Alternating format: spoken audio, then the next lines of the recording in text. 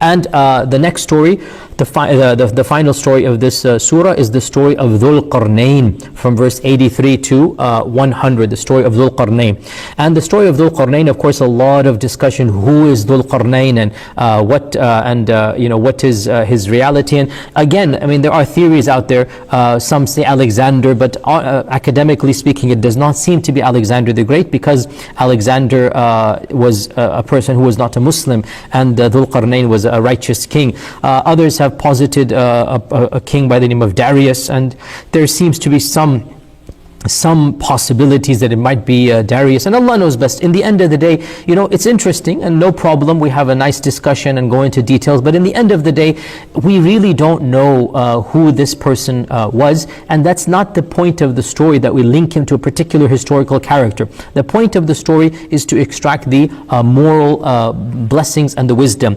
And the story of Dhul Qarnayn as a powerful king who acted in a just manner. He was tested with multiple responsibilities, and he had the opportunity to act unjustly, but he did not act unjustly. So when he lived up to his responsibilities, when he acted in an ethical fashion, when he acted with justice, Allah subhanahu wa ta'ala blessed and honored him, and Allah subhanahu wa ta'ala allowed him to trap the evil tribes of Yajuj and Majuj, and he was forever people were forever grateful and thankful to him. And this shows us that when we live up to, now maybe we are not going to be kings in this lifetime, but every one of us, without exception, we have a role of responsibility. We have people that we're in charge of. We have people that, we are in charge of their affairs, whether it's even taking care of our children, whatever it is. And what we learn from this, when we act justly, when we recognize that Allah Azza wa Jal is going to hold us accountable for what we do,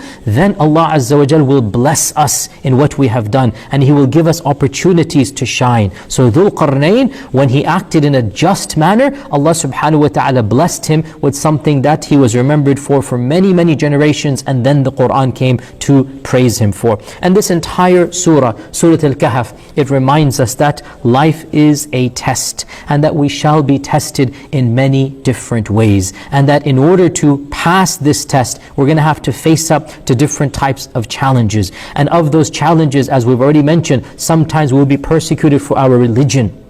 And whoever is made fun of for their religion, whoever is persecuted physically for their religion, realize that you are walking on a very noble path. That is the path of the prophets, that Allah has chosen you to follow the paths of the prophets. And so make sure you start acting as much as you can the way that the prophets taught you to act. Some people are tested with wealth, and that is one of the biggest tests of this world. Our Prophet ﷺ said, every ummah has one test that they are especially tested with, and the fitna or the testing of my ummah shall primarily be through money, through wealth. So wealth is a major test for us, and how many are the people who will fail that test? We don't want to be amongst those people. The story of the garden, the man with the two gardens, is a stark wake-up call that we should not let our wealth delude us. We should not be dazzled by this world and all that it has to offer. It is but a temporary, fleeting pleasure, and the real baqiyatu salihat are with Allah subhanahu wa ta'ala.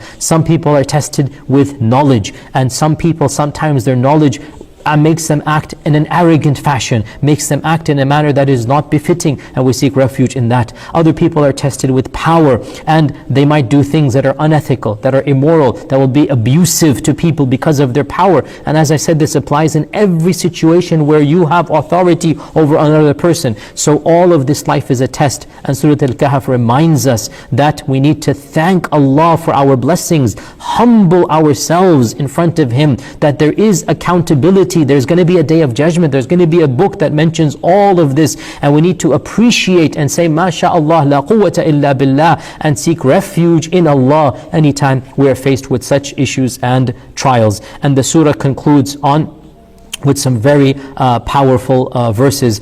Verse 107 to 110, إِنَّ الَّذِينَ آمَنُوا وَعَمِلُوا الصَّالِحَاتِ, those who believe and they do righteous deeds, so that كَانَتْ لَهُمْ جَنَّاتُ الْفِرْدَوْسِ نُزُلًا, they shall have not just any Jannah, the highest Jannat of Firdaus, the highest Jannat as a place of abode. خَالِدِينَ فِيهَا, they shall be in Firdaus forever and ever and ever. لَا يَبْغُونَ عَنْهَا حِوَلًا, they will have no desire to leave. When you're in Firdaus. Why would you want to leave? We want to aim for Firdaus, and Allah is reminding us of that Firdaus. And then Allah says, قُلْ لَوْ كَانَ بَحْرُ مِدَادًا لِكَلِمَاتِ رَبِّي. Say, if the ocean were ink for the words of Allah, then the ocean would run out and dry before the words of Allah finish. Meaning, the knowledge of Allah and the speech of Allah is infinite. Even if we added a whole other oceans to it, it would still run out. And then Surah Al-Kahf ends with one of the most simplest and profound verses in the whole Qur'an. Really, it summarizes everything. قُلْ إِنَّمَا أَنَا بَشَرٌ مِثْلُكُمْ. Say, Ya Rasulullah, announce to mankind, I am but a human like all of you. I am not superhuman. I am not divine. I'm not an angel. I'm a human like all of you. فَمَنْ كَانَ يَرْجُو لِقَاءَ رَبِّهِ. Whoever wants to meet their Lord, whoever wants to meet Allah and be happy at that meeting, then فَلْيَعْمَلْ I forgot the phrase, يُوحَى إِلَيَّ أَنَّمَا إِلَهُكُمْ إِلَهٌ وَاحِدٌ. I have been inspired that your God is one. So let me go back. I am a human like unto you.